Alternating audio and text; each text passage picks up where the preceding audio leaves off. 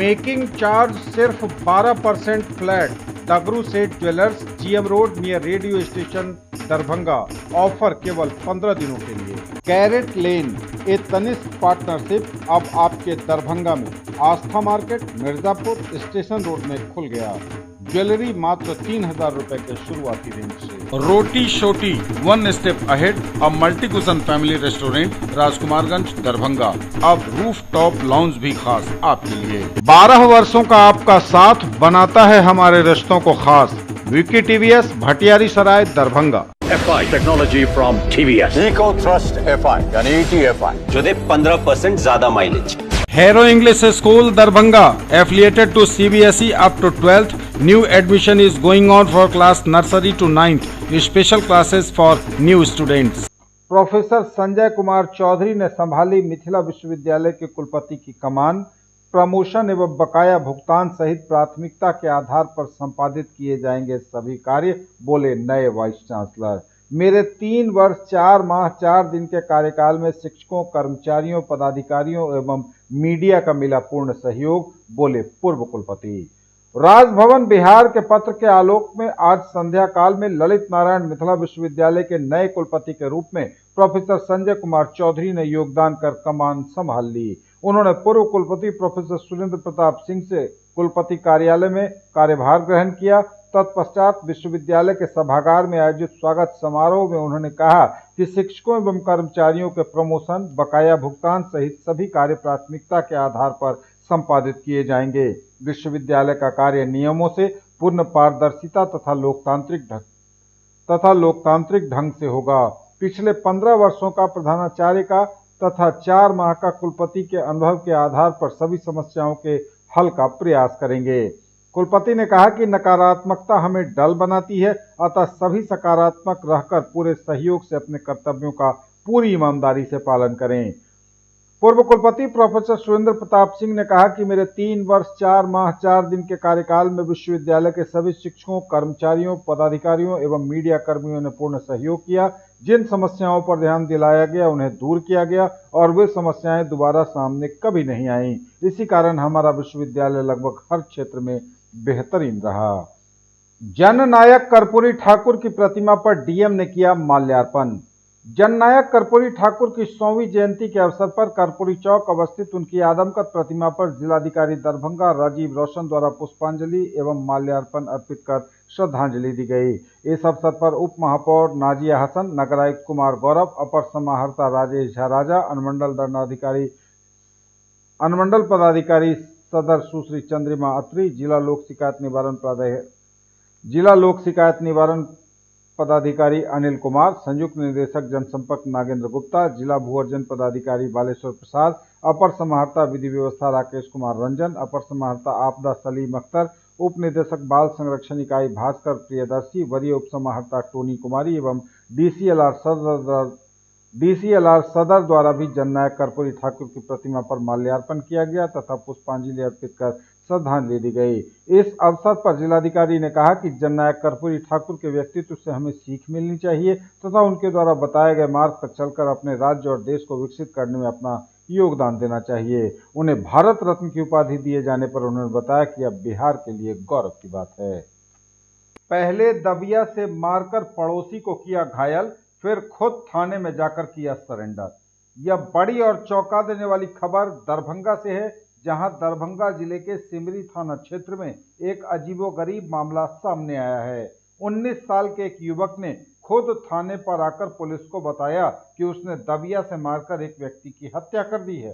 फिर पुलिस ने उसकी निशानदेही पर घटना स्थल पर जाकर देखा तो पाया कि एक 50 साल का अधेड़ व्यक्ति गंभीर अवस्था में पड़ा था।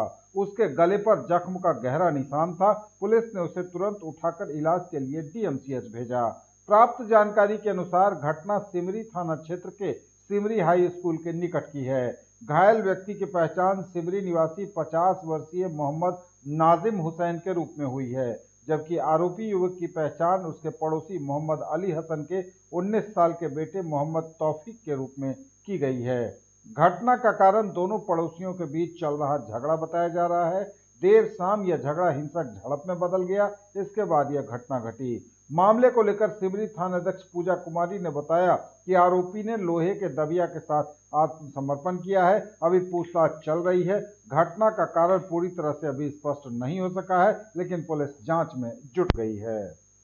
आज दिनांक 21/1/24 को सिमरी थाना पर लगभग शाम के 7 बजे एक लड़का आया जिसका नाम मोहम्मद तौकीफ, उम्र लगभग 19 वर्ष, पिता मोहम्मद रकीब, थाना सिमरी आए और बताएं कि उनके द्वारा एक व्यक्ति की धारदार हथियार से गर्दन पे वार करके उनको मार दिया गया है। घटना के सत्यापन एवं आवश्यक कार्रवाई हेतु 7 सशस्त्र बल घटनास्थल पर पहुंचे तो देखा कि वहां पे एक लगभग 50-55 उम्र साल का एक व्यक्ति जो है छटपटा रहा है और उसकी गर्दन पे जख्म का निशान है, जिसको तत्काल DMCH इलाज हेतु भेजा गया है। लड़के की निशानदेही पे जिस दबिया से उसके गर्दन पे वार किया गया है उसको बरामद कर लिया गया है। विधि सम्मत अकदम कार्रवाई की जा रही है। श्रीमान सादर सूचना। ज्वेलरी की दुनिया का चमकता सितारा, आभूषण जो चुरा लेंगे आपका दिल। दगरू सेठ jewellers, GM road, radio station के निकट, दरभंगा। हॉलमार्क ज्वेलरी की पूरी श्रृंखला, सोना, चांदी एवं हीरों के मनमोहक आभूषण, किस्ना एवं जोरबा के डायमंड्स की अनोखी रेंज। आभूषणों की शुद्धता जांचें बिल्कुल मुफ्त। Searching for all-round development of your words, end here. Nurturing India's tomorrow, Birla Open Minds International School now in Darbhanga at Jiwas Ghat. Birla Smart Schooling, Learning Management System, joyful and digitized learning environment, thematic and STEM-based integrated curriculum, admission open. Join the Center of Academic Excellence. Glorious 39 years of service. Build your child's future here. Don Bosco School, BB Pakar, Darbhanga, affiliated to CBSE New Delhi up to 10+2 level. Dedicated team of highly experienced teachers for all-round development of your children. Secured and disciplined environment, transport facilities available. Hurry up, admission open and admissions are free. राष्ट्रीय बालिका दिवस पर कार्यक्रम का हुआ आयोजन। समाहरणालय दरभंगा अवस्थित सभागार में जिलाधिकारी राजीव रोशन की अध्यक्षता में राष्ट्रीय बालिका दिवस कार्यक्रम का आयोजन किया गया। इस अवसर पर कार्यक्रम का उद्घाटन फीता काटकर एवं दीप प्रज्वलित कर जिलाधिकारी ने किया। इस मौके पर उप विकास आयुक्त श्रीमती प्रतिभा रानी, जिला प्रोग्राम पदाधिकारी ICDS डॉक्टर रश्मि वर्मा, श्रम अधीक्षक राकेश कुमार रंजन, सहायक निदेशक सामाजिक सुरक्षा नेहा कुमारी ने सहयोग प्रदान किया। जिलाधिकारी ने बताया कि लड़कियां आज किसी भी क्षेत्र में पीछे नहीं हैं। समाज को जरूरत है कि लड़की लड़के में भेदभाव न करें। बेटी बचाओ बेटी पढ़ाओ अभियान एवं बेटियों पर गर्व करने एवं लड़की लड़कों में भेदभाव नहीं करने संबंधित प्रतिभागियों को शपथ भी दिलाई गई। उन्होंने बताया कि राष्ट्रीय बालिका दिवस भारत में हर साल 24 जनवरी को भारतीय समाज में महिलाओं के अधिकार, उनकी शिक्षा के महत्व के बारे में जागरूकता फैलाने के लिए मनाया जाता है।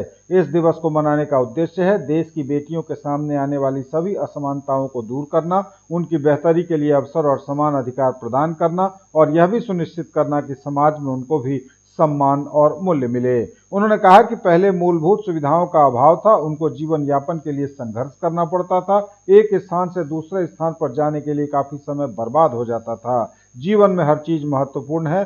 सोना, खेलकूद, मोबाइल पर गेम खेलना, पढ़ना, दोस्तों से बातचीत सभी महत्वपूर्ण है, परंतु जरूरत जो सबसे अधिक महत्वपूर्ण है उसको प्राथमिकता अनुसार किया जाना जरूरी है।